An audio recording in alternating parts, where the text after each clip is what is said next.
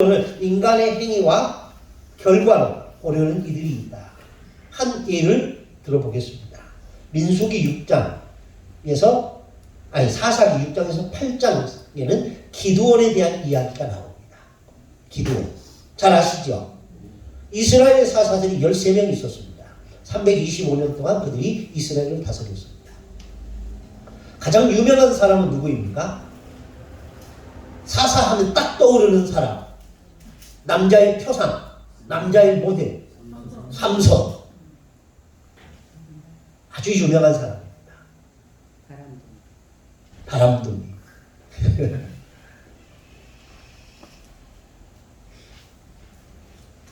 가장 유능한 사람은 누구였을까? 기드온입니다. 기드온. 미디안이 이스라엘을 침략했을 때 기드온이 군대를 모집했다. 그때 32,000명이 모였다. 그때 하나님이 두려워 떠는 자들은 돌아가라고 하시자. 이에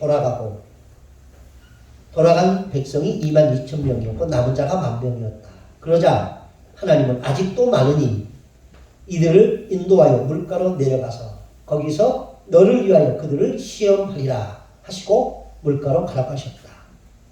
그리고 개가 핥는 것 같이 물로 핥는 자들과 무릎 꿇고 마시는 자들을 구별해 따로 세우라고 하셨다. 이때 손으로 움켜 입을 대고 핥는 자가 300명이었고 무릎 꿇고 마신 자가 9,700명이었다. 하나님은 300명의 군대로 미디안을 물리치셨다. 그런데 대다수의 설교자들이 물을 손으로 움켜쥐고 먹은 300명의 행동을 부각하면서 이스라엘을 미디안의 손에서 구원한 원인이 300명에게 있는 것처럼 해석한다. 아니에요? 여기서 여러분들 미디안을 물리친 300명의 용사에 대해서 부각하죠.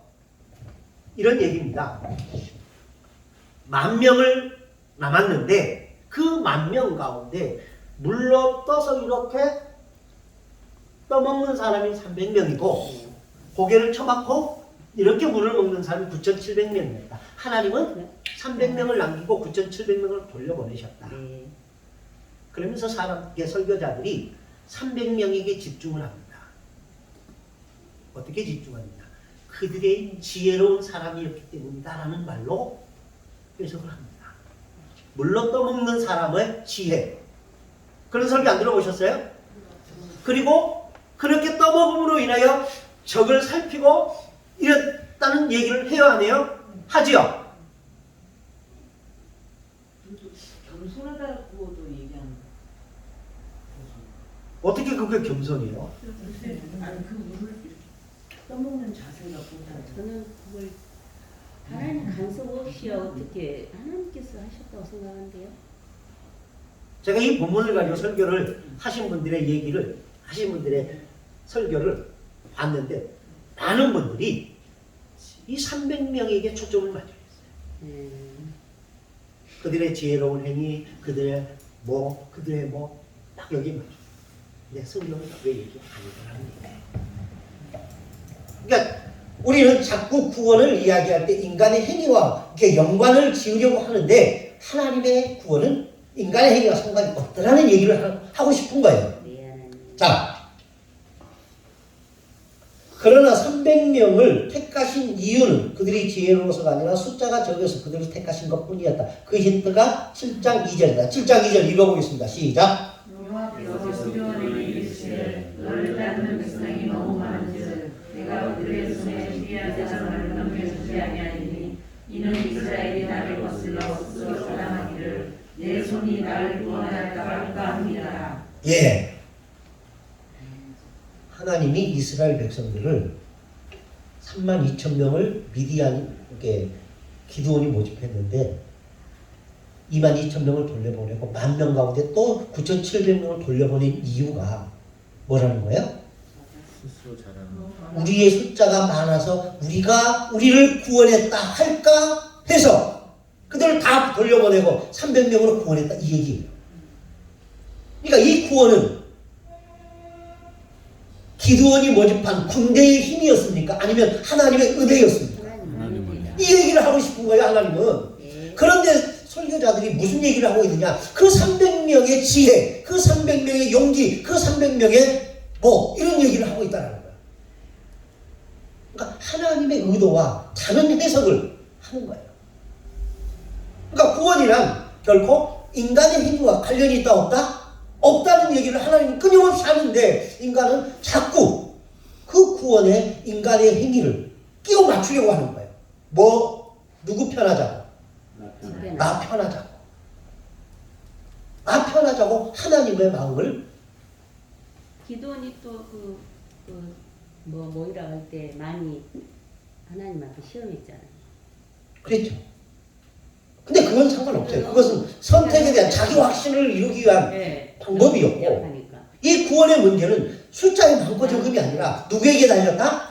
하나님께 달렸다. 너희의 행위와 상관이 있다 없다? 없다. 이 얘기를 하는 거예요. 근데 지금 자신이 없었죠. 그러니까 하나님 의지한 거. 그러니까 그 자신이 없으니까 많은 군대를 모았던 거죠. 네. 근데 하나님은 그 군대마저 다 돌려보내고 가장 작은 숫자로, 아마 물로 핥아먹는 사람이 9,700명이고 고개를 쳐박고 먹는 사람이 300명이었다면 그 사람을 선택하셨을 거예요. 물로 핥아먹어서 선택한 게 아니라는 얘기예요. 하나님의 선택의 기준은 사람이 적어서 선택한 거지, 그들이 지혜롭게 행동해서 선택한 거다, 이 얘기가 절대로 아니다라는 얘기예요. 네. 무슨 말인지 아시겠죠? 네. 그러니까 구원의 문제는 인간의 행위와 상관이 있다 없다? 없다라는 얘기예요. 한마디로 하나님은 300명을 선택하여 이스라엘 구원하신 이유는 그들이 지혜로워서가 아니라 숫자가 적어서 그들을 선택하여 구원하셨을 뿐이다. 그럼에도 불구하고 구원의 원인은 300명의 용사들의 행위의 결과로 보려고 해석하는 이들이 있더라 라는 겁니다. 이상의 내용을 정리하면 이렇습니다. 앞으로도 지금 넉 장이 남아있는데 오늘은 너무 아니요. 재밌었어요. 은혜스러웠어요. 여러분들 점심은 어디서 먹어요? 나가서 드셔요? 여기서 드셔요? 나가서요? 그럼 1시간이면 충분하지요? 네. 그냥 같이 나가서 잤어요. 오늘은 제가 저쪽 학교를 안 가요. 그래서 30분을 더 할 수 있다는 얘기예요. 그래서 오늘 이 얘기를 끝내자는 얘기예요. 네, 그러세요. 예? 예, 그러세요. 1시간도 괜찮아요? 쉬는 시간이 없었다는 얘기입니다. 점심 드시면서 쉬세요. 네. 자, 지금까지 한 얘기를 총 정리를 해보겠습니다. 이스라엘 백성들이 생각하는 구원은 두 가지였다. 하나는 출애굽 그 자체가 구원이라고 생각했다. 이해되지요? 그리고 또 다른 하나는 가나안 땅으로 들어가는 것이 구원의 목적이라고 생각했다. 이해되지요? 그럼 첫 번째부터 보겠습니다. 그러나 하나님이 생각하신 구원의 의미는 출애굽이 아니었다. 하나님이 생각하신 구원의 참된 의미는 광야에서 하나님을 섬기는 자가 되게 하기 위함이었다. 그런 의미에서 출애굽은 구원을 이루기 위한 수단이었던 것이다. 그래서 하나님은 이스라엘 백성을 애굽에서 이끌어내셨던 것이다. 오케이? 예. 두 번째. 그리고 또 다른 하나, 이스라엘 백성들이 생각했던 구원은 가나안 땅으로 들어가는 것이 구원의 목적이라고 생각했다. 그러나 이거 역시 하나님의 생각과는 달랐다. 하나님이 생각하신 구원의 참된 목적은 이 가나안 입성이 아니라 하나님과 함께 사는 것이었다. 그래서 이스라엘과 시내산 언약을 맺으셨던 것이다. 시내산 언약은 하나님이 이스라엘 백성을 당신의 아내로 맞이한 사건이라고 선언하셨다. 이 선언을 뒷받침하는 성경의 내적 증거가 예레미야 31장 31절에서 32절이었다. 우리 읽었죠? 예. 읽었어요? 안 읽었어요? 그렇죠? 하나님이 이스라엘 백성을 애굽에서 구원해 내신 것은 출애굽 그 자체가 목적이 아니었고, 그렇다고 가나안에 들어보내시도록 하는 것도 목적이 아니었다. 하나님이 이스라엘을 구원하신 진짜 목적은 그들과 함께 살기 위함이었다. 청춘 남녀가 왜 결혼을 하는가? 헤어지기 싫어서가 아닌가? 다시 말하면 함께 살고 싶어서가 아닌가? 결혼한 부부가 함께 살기 위해 거처할 처소, 즉 집이 필요하다. 그래서 하나님은 모세를 통하여 하나님이 거처하실 처소, 즉 성막을 준비하라고 출애굽기 26장 이후에 말씀하셨다. 그러므로 하나님이 이스라엘을 애굽에서 구원해 내신 진짜 목적은 함께 살기 위함이었다. 하나님과 함께 하는 것, 그것이 곧 구원의 진짜 의미다.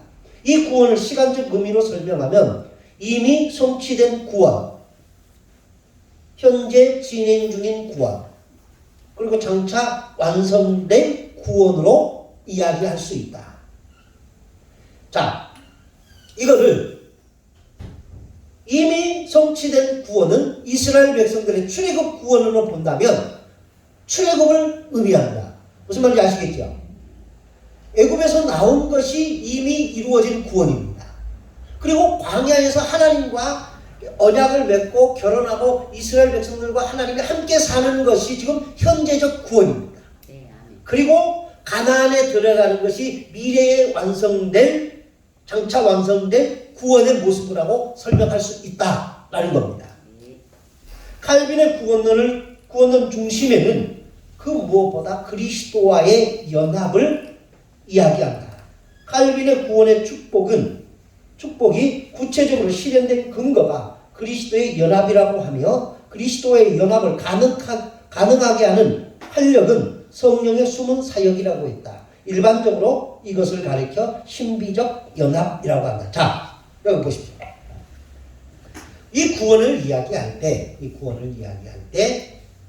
칼빈은 이 구원을 장소적 의미에서 여기에서 저기로 옮기는 것이라고 설명하지 않고 예수 그리스도와 하나 되는 것, 연합하는 것, 이것을 구원이라고 보았다는 거예요. 아멘입니다. 무슨 말인지 아시겠죠? 네. 예. 그런데 이 그리스도와 우리가 하나 되게 하는 그 신비적인 역할을, 이 신비적 연합을 뭐가 가능하게 하느냐? 성령이 가능하게 하신다. 네, 하나님. 라는 겁니다. 예수님 하나님. 자, 그리스도를 우리와 효과적으로 연결시키는 띠로서 성령의 작용의 필요성을 강조하였고, 성령의 작용이 없다면 아버지께서 독생자에게 주신 유익들이 우리에게 전혀 무가치한 것이 되기 때문이다. 성령은 다음과 같은 성경 말씀을 통해 그리스도와의 연합을 가르치고 있다. 아멘. 에베소서 4장 5절. 오직 사랑 안에서 참된 것을 하여 범사에 그에게까지 자라가라. 그는 머리니 곧 그리스도라. 아멘. 로마서 11장 17절. 또한 가지 얼마나 꺾여졌는데 돌 감람나무인 내가 그들 중에 접붙임이 되어 참 감람나무 뿌리의 신혜를 함께 받은 자 되었다.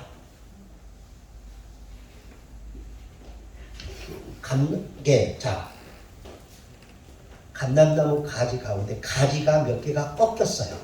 이게 이스라엘이에요. 네. 근데 그 꺾인 가지에다가 잘라내고 그 가지에다가 돌 감람나무인 이방인이 우리를 딱 접붙였다라는 겁니다. 그래서 그 참 감람나무의 뿌리에서 올라온 진액을 누가 받아요? 돌 감람나무가 받아서 자라게 되더라. 라는 겁니다. 그렇다면 이 돌 감람나무 가지를 자라게 하는 것은 그 가지가 이 나무의 생명을 좌우합니까? 뿌리가 이 나무의 생명을 좌우합니까? 뿌리가요. 그렇죠. 네. 그래서 돌 감람나무인 우리가 그리스도에게 연합되면 네. 그로써 우리가 산다라는 것. 이 산다라는 것을 구원이라는 의미로 해석했다라는 겁니다. 그래서 이 구원은 우리에게 있는 게 아니라 누구에게 있는 거다? 하나님. 그리스도에게 있다는 거. 그리고 이 돌감람나무가 참감람나무에게 접붙임하는 그 신비적 사역을 누가 한다? 예수 그리스도. 성령께서 하신다라는 성령께서 거예요. 열매로 맺네. 예. 이와 같이 성경은 그리스도를 우리의 머리라고 하셨고 우리 편에서는 그리스도에게 접붙임을 받는다고 하였다. 칼빈은 그리스도와 우리가 한 몸이 되어야만 그가 가지신 것이 우리와 상관이 있는데 이러한 신비적 연합을 연합의 사역을 성령의 작용에 의하여 누리게 된다고 말함으로써 성령의 신비적 연합의 필요성을 강도하였다가 아니라 강조입니다. 날 글자를 고치시기 바랍니다. 예, 강조하였다. 74페이지 밑에서 5번째 줄 맨 마지막 단어입니다.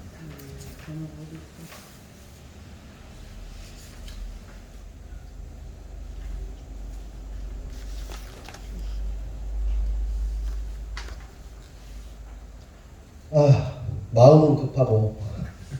자, 칼빈의 구원의 단계 보겠습니다. 칼빈의 구원론은 구원서정 이야기할 때 로마서 29장 30절을, 이 8장 29절과 30절을 근거로 하여 설명하고 있다. 한번 읽어보겠습니다. 시작. 하나님의 미래하신 자들 또한 받게 하기 위하여 미리 정하였으니 이는 그로 많은 문제 중에서 나들이 되려하려 하심이라. 또 미리 정하신 부르신 그들을 또한 이롭다 하시고 의롭다 하신 그들을 또한 영화롭게 하셨느니라. 예. 또한 정하신 이들을 부르시고 부르신 그들을 의롭다 하고 의롭다 하신 그들을 영화롭게 하였다. 정하셨다는 말은 무슨 말입니까? 예정입니다. 부르심은 소명, 의롭다 하시는 칭의, 영화롭게 하셨다는 영화입니다. 그래서 칼빈은 이 말씀을 근거로 해서 구원의 순서가 9단계로 이루어진다라고 했습니다. 첫 번째가 예정, 하나님의 예정. 두 번째가 소명, 세 번째가 중생, 거듭남, 네 번째가 믿음, 그리고 다섯 번째가 회개, 여섯 번째가 칭의, 일곱 번째가 성화, 여덟 번째가 견인, 아홉 번째가 영화라고 했습니다. 칼빈은 그래서 칼빈의 구원 순서를 보면 이렇게 9가지로 설명하고 있다는 겁니다. 이것까지 설명하면 시간이 너무 많으니까 하고요. 지금까지 언급한 구원의 의미를 하나의 도식으로 정리하면 이렇게 정리할 수 있다. 이미 성취. 자, 시간상으로 보면 이미 성취된 구원, 현재 진행 중인 구원, 장차 완성될 구원, 이렇게 시간적으로 설명할 수 있다는 겁니다. 무슨 말인지 아시겠죠? 그러니까 구원의 의미를 세 가지 시간적으로 배열한다면 이미 성취된 구원, 여러분들이 예수님을 그리스도로 영접한 순간 여러분은 하나님의 자녀가 됐습니다. 그게 구원이라는 겁니다. 네. 이미 구원된, 성취된 구원. 네. 그리고 현재 진행 중인 구원. 이것은 성화의 과정입니다. 그리고 장차 우리가 죽고 그리스도가 재림할 때 이루어질 완성될 장차 미래적 구원이 있습니다.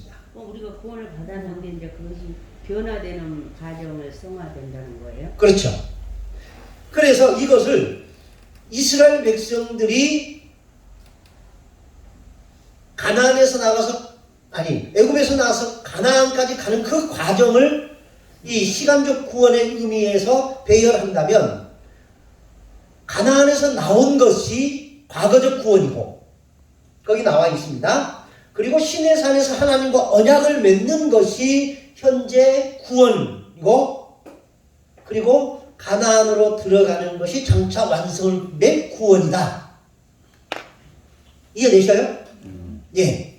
그리고 이것을 이 세 단계의 구원을 칼빈이 이야기한 9가지 구원의 서정을 거기다 이게 대조해 보면 하나님의 예정부터 소명, 중생, 믿음, 회개, 칭의까지가 이미 이루어진 구원. 네. 그리고 성화와 견인이 현재 이루어가는 구원. 네. 그리고 영화가 장차 이루어질 구원이다. 네. 라고 설명할 수 있다는 겁니다. 그럼 이제 우리가 언제 영화되는 거예요? 우리가 죽어서 그리스도 앞에 가는 날. 그리고 이건 개인적 성화입니다. 예. 개인적 영화. 그리고 우주적 영화는 그리스도의 재림과 함께 모든 죽었던 자가 부활함으로 인하여 그리스도 앞에 설 때, 그때 모든 사람은 거룩한 모습으로 변화되어 그리스도 앞에 서게 되어 어린 양의 혼인잔치에 참여하게 되는 거예요. 그것이 마지막 우주적 구원의 영화의 마지막 단계가 됩니다. 그럼 목사님, 우리 지금 이렇게 있는 것은 이 구원받는 자녀들이 거기 가는 동에 우리가 만들어져 가는 거예요, 믿음으로. 그렇죠. 이걸 가르쳐 이제 성화, 거룩해져 가는 과정이라고 말을 하는 겁니다. 이제 좀 만한 됐어요. 그래서 구원이라는 미래적 관점에서 당신 구원 얻었습니까? 라고 말하면 아직이요 라고 말하지만 과거적 관점에서 당신 구원 받았습니까? 하면 예 라고 말하고 있다. 그리고 이 과거적 구원을 기점으로 해서 기본 바탕으로 해서 우리는 지금 미래적 구원을 향하여 점진적으로 성장해가고 변화되어가고 거룩해져 가는 과정이다. 그 과정 속에서 성도의 견인이라는 이 칼빈주의의 독특한 신앙 교리가 있다. 하나님은 자기 자녀로 선택한 사람을 절대로 버리지 않는다 라는 겁니다. 무슨 말인지 아시겠죠? 그럼 교수님 이렇게도 표현을 하는 분이 계십니까? 받은 구원, 이루는 구원, 이르는 구원. 그렇죠. 이런 그게 표현입니까? 같은 표현이에요. 네. 과거적 구원, 현재적 구원, 미래적 구원을 받은 구원, 아까 뭐라고 했어요? 받은 구원, 받아가는 구원, 이루는 구원, 장차 이룰 구원. 이르는 구원. 예, 이루는 구원. 같은 말이에요. 네. 표현이 다를 뿐이죠. 구원은 받았죠. 그럼 받았지요. 받았는데 우리가 체질이 되지 않는 거죠. 그렇죠. 예. 이스라엘 백성들이 애굽에서 나왔지요. 예. 그렇지만 그들이 애굽에 있는 습성을 버렸어요, 안 버렸어요? 못 버렸죠. 안 버렸지요. 그래서 하나님이 그들과 결혼하면서 그들에게 요구한 거죠. 너는 누구만 믿으라? 나만 믿으라. 너는 누구만 바라보라? 나만 바라보라. 너희가 다른 놈을 바라보면 내가 뭐 하겠다? 질투하겠다. 이 얘기인 거예요. 네, 네. 그러면서 자꾸 하나님이 요구하는 거예요. 그것은 너는 나와 같은 수준에 이르는 사람이 되라. 이 얘기예요. 네, 같이 가자. 그렇죠. 같이 가기 위해서는 비슷해야 네, 되잖아요. 아니, 똑같아. 수준이. 똑같아. 우리가 하나님과 똑같을 수는 없지만 그렇잖아요. 예, 예, 예. 같이 가는 사람인데 하나님은 왕복을 입고 하나는 왕복을 입고 하나는 거지 누더기를 입고 있으면 그게 왕복 입었으면 왕비 옷을 입어야죠. 그래서 성경은 말한 겁니다. 너희는 내 소유고 거룩한 백성이고 제사장 나라가 되고 그 옷을 입혀 주었던 거예요. 그리고 나서 너는 그 옷에 걸맞는 행동을 하라는 거예요. 테오도스 유세비우스의 아내 테오도라가 창녀 출신이라고 그랬잖아요. 네. 왕비의 옷을 입혔으니까 그 왕비에 걸맞는 삶을 살라고 요구한 거죠. 욕을 많이 했거든. 예. 고생 많이 했거든. 그래서 그가 비잔틴 제국 1000년의 역사 가운데 가장 찬란한 역사를 만드는데 1등 공신입니다. 그래서 그를 가르쳐 성령하고 추앙을 합니다. 목사님 우리는 언제 가요? 어디를요? 천년이 하루 되게. 우리는 날마다 천년이 하루 살고. 하나님이 개인적 영화의 단계를 이루게 하는 방법은 여러분이 육체를 벗고 그리스도 앞에 죽는 거예요. 죽음. 예. 개인적 영화를 이루는 방법이고요. 우주적 영화는 그리스도가 이 땅에 재림하실 때 잠자전다들이 함께 일어나는 것. 이것이 우주적 영화의 완성이 되는 거예요. 무슨 말인지 아시겠죠? 네. 예. 죽음. 잘 죽자. 교수님, 네. 그렇다면 여기 현재 1, 2번 현재 진행 중인 구원에서 네. 그 인원이 장차 완성될 구원하고 똑같은 숫자는 아니죠. 교회에 있다고 다 그 숫자에 해당하는 건 아니에요. 그러니까 이 소명이라는 것을 이렇게 설명합니다. 한도 끝도 없네. 자, 여러분들이 질문해서 하는 거예요. 네. 내가 하고 싶어서 하는 게 네. 아니에요. 이 소명이라는 것은 외적 소명이 있고 내적 소명이 있습니다. 이 외적 소명이라는 것은 뭐냐면 하나님이 복음을 전하는 자를 보냈어요. 그리고 복음을 전하라고 보낸 그 사람이 가서 뭐 하겠어요? 복음을 네. 전하겠죠. 네. 주 예수를 믿으라 네. 라고 했어요. 그렇다고 이 믿으라 한다고 해서 다 믿어요, 안 믿어요? 아니죠. 다 믿는 거 아니죠. 믿는 척하기요. 믿는 척. 다 모든 사람에게 주 예수를 믿으라 그리하면 너와 내 집 구원을 얻으리라 라고 말을 하지만 모든 사람이 믿는 건 아니에요. 안 돼. 이렇게 모든 사람에게 복음이 제시되었다라는 것이 외적 소명이에요. 그리고 그 말씀을 듣고 그럼 우리는 어떻게 해야 되느냐 하고 나와서 회개하고 고백하는 사람들이 있지요. 그 사람들을 가리켜 내적 소명에 응답한 사람들이다라고 말합니다. 예, 아멘입니다. 그런데 이 외적 소명과 내적 소명을 받고 사람들이 교회에 와요. 네, 그리고 이 교회 안에서 사람들이 이루어요. 오늘 몇 대. 근데 이 안에는, 교회 안에는 몇 종류가 있습니다. 이스라엘의 종은 세 종류입니다. 이스라엘의 종은 세 종류. 자, 하나님이 이스라엘 자체를 종으로 보았습니다. 그렇죠? 이스라엘 자체가 종이에요. 두 번째는 6년을 종살이하고 7년째 해방되는 종이 있어요. 6년 종살이하고 7년째 해방되는 종. 있어요, 없어요? 어떤 사람이 팔려갔습니다. 그러니 6년 동안 열심히 섬깁니다. 그리고 7년째 되는 해에는 이 사람은 놓아줍니다. 이게 이스라엘 법이에요. 그런데 이 6년 동안 일하던 종들 가운데 가끔은 나는 주인님이 너무 좋으니까 당신 옆 밑에서 평생을 살겠습니다. 대대로 살겠습니다 하면 종을 서약한 사람들이 있어요. 그가 누구예요? 그러면서 그들 뭐 해요? 귀에 구멍을 뚫습니다. 그래서 나는 당신의 종입니다라는 표시를 가져요.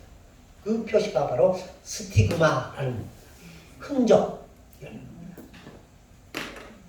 자, 이스라엘이라는 종. 이거는 말 그대로 육적인 이스라엘이에요. 교회 안에는 육적인 이스라엘이 있어요. 율법을 강조하는 사람들. 그리고 6년 되고 7년 때 해방되는 종이 있어요. 이거는 6년이라는 기간을 의무적으로 해요. 그리고 7년부터는 자기 마음대로 해요. 교회 안에 직분을 맡은 사람들은 많아요. 장로, 권사, 간수집사, 집사, 목사, 교사 이런 사람들이 열심히 봉사하고 나면 나중에는 자기 마음대로 하면서 자기 영광을 쌓아가요.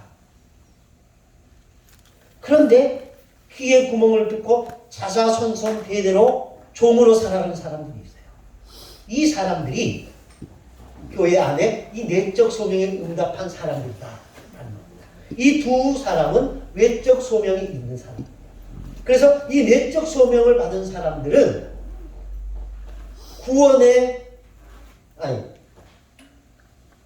구원으로 응답한 사람입니다. 그래서 교회 안에는 이런 사람들이 있더라 하는 거예요. 그래서 교회 안에 다 있다고 해서 구원에 이르는 영화까지 갈 수 있는 건 아니에요. 무슨 말인지 아시겠죠? 예. 예. 자, 그렇다면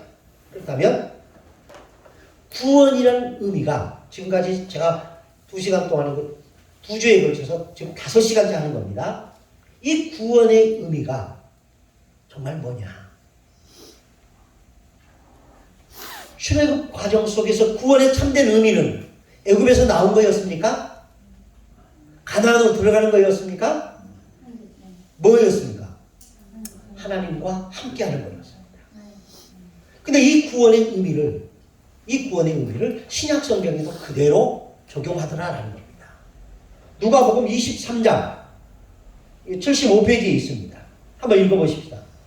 달리는 화자 중 하나는 우리가 하여 이르되 내가 그리스도가 아니냐 너와 우리를 구원하라 하되 하나는 그 사람을 삐져 이르되 내가 동일한 정죄를 받고서도 하나님을 두려워하지 아니하느냐 우리는 우리가 행한 일에 상당한 보응을 받는 것이니 이에 당연하니와 이 사람이 행한 것이 옳지 않은 것이 없느니라 하고 이르되 예수여 당신이 나라에 임하실 때 나를 기억하소서 하니 예수께서 이르시되 내가 진실로 네게 이르노니 오늘 내가 나와 함께 낙원에 있으리라 하시니라. 예, 이 말씀에서 보면 이 오른편이지 왼편이 구분이 있어요 없어요?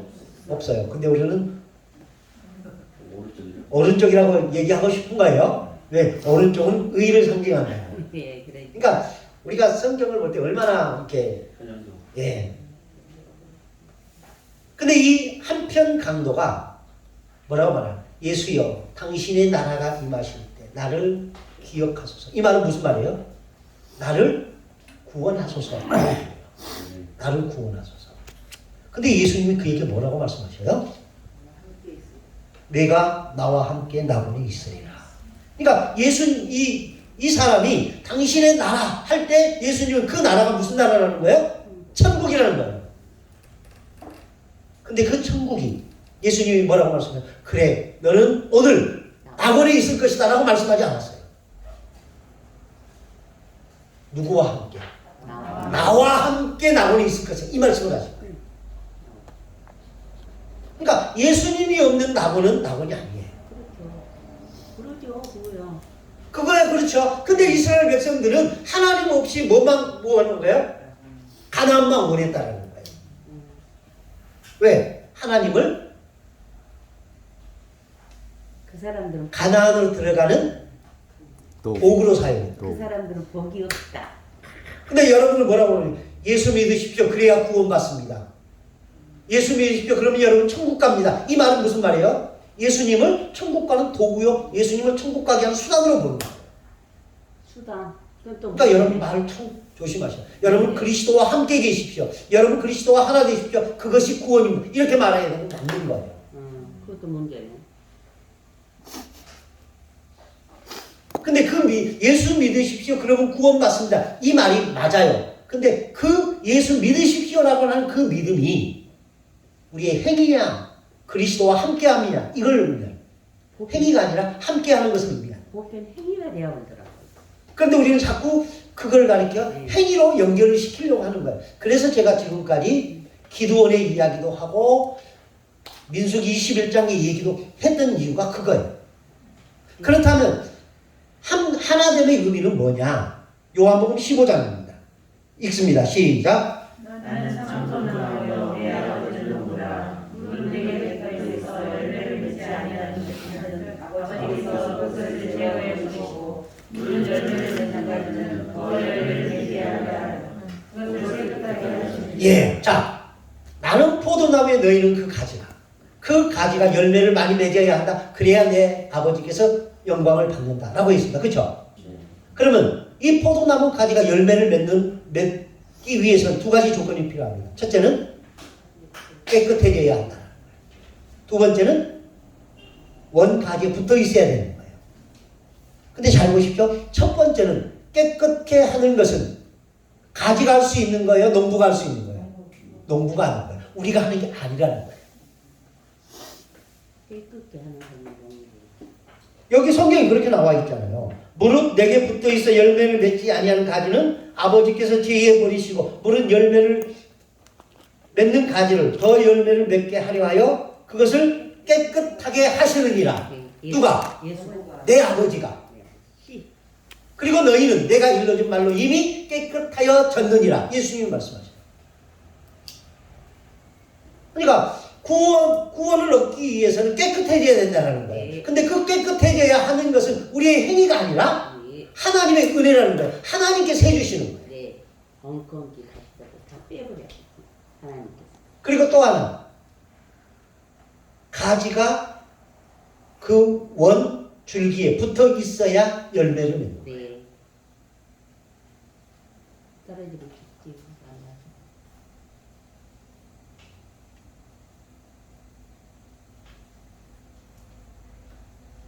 그래서 이 가지, 포도나무 가지가 포도나무에게 붙어 있는 것, 그것을 연합이라고 말하고 그 연합이 구원이라는 거예요. 그렇다면 예수님께서는 이 연합을 뭘로 표현을 했을까? 그걸 바로 6장 47절부터 설명합니다. 그것은 뭐냐면 성찬으로 이 말씀을 해석하는 거예요. 예수님이 말씀하시죠. 내 살을 먹고 내 피를 마시는 자는 내가 너희 안에 거하고 너희는 내 안에 거하리라. 하나 된다는 거예요. 죽어라. 그러니까 예수님의 몸인 성찬에서 떡과 포도주를 먹고 마시는 자는 주님과 하나 되었다는 네. 그리고 그 하나됨이 곧 구원이라는 네. 그래서 성경은 뭐라고 말씀하시느냐 내 살은 참된 양식이요 내 피는 참된 음료라 하시면서 내 살을 먹고 내 피를 마시는 자는 내 안에 거하고 나도 그 안에 거한다. 연합을 아멘. 같이 그러면서 그리스도의 연합의 방법이 바로 성찬을 통하여 이루어진다 라고 말하고 그것이 그 연합이 곧 구원이라는 거예요. 그리고 하나님과 함께하는 것. 자, 지금까지 우리는 하나님과 함께하는 것이 구원이라는 말씀을 하기 위해서 지금까지 해온 겁니다. 하나님과 함께하는 것, 하나님과 연합하는 것, 하나님과 동거하는 것 이게 구원이다라는 것을 위해서 지금까지 했습니다. 하나님과 함께하는 것 그것이 구원의 의미다. 그래서 성경의 마지막 책인 요한계시록 마지막 부분 21장은 이렇게 기록하고 있다. 여기는 꼭 읽어요. 함께 읽겠습니다. 시작. 또 내가 새 하늘과 새 땅을 보니 처음 하늘과 처음 땅이 없어졌고 바다도 다시 있지 않더라.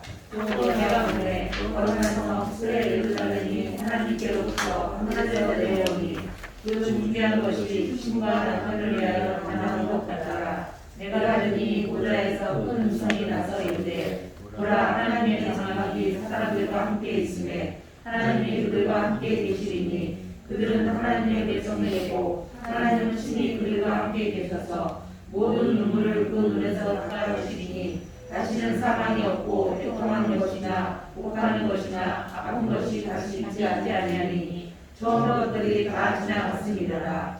보좌에 앉으신 이가 이르시되 보라 내가 만물을 새롭게 하노라 하시고 또 이르시되 이 말은 진실하고 참되니 기록하라 하시고 또 내게 말씀하시되 이루었도다 나는 알파와 오메가요 처음과 마지막이라 내가 생명수 샘물을 목마른 자에게 부어서 주리니 이기는 자는 이것들을 상속으로 받으리라. 나는 그의 하나님이 되고 그는 내 아들이 되리라. 아멘. 예. 자, 이제 끝내겠습니다. 새 하늘과 새 땅 그리고 새 성, 거룩한 성, 새 예루살렘 이것은 애굽입니까? 광야입니까? 가나안입니까? 본다면 가나안입니다. 하나님 땅. 예. 하나님이 이스라엘 백성들에게 광야에서 혼인 언약을 맺고 그들과 함께 살았습니다. 그리고 이제 영원히 그들과 함께 살고 싶습니다. 그래서 새 하늘과 새 땅을 마련하신 겁니다. 거룩한 성 새 예루살렘을. 그리고 뭐라고 말씀하시느냐? 보라 하나님의 장막이 사람들과 함께 있으며 하나님이 그들과 함께 계시리니. 그러니까 구원이라는 의미는 장소적 의미가 아니라 하나님과 함께 있는 것이다라는 얘기. 나라에도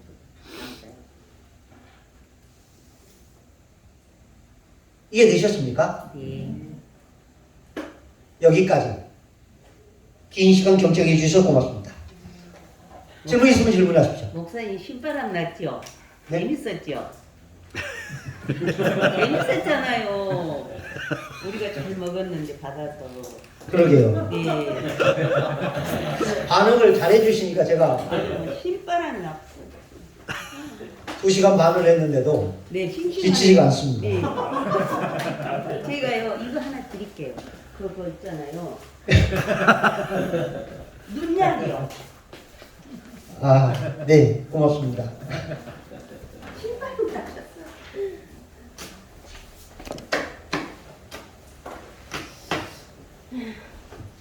질문 없으십니까?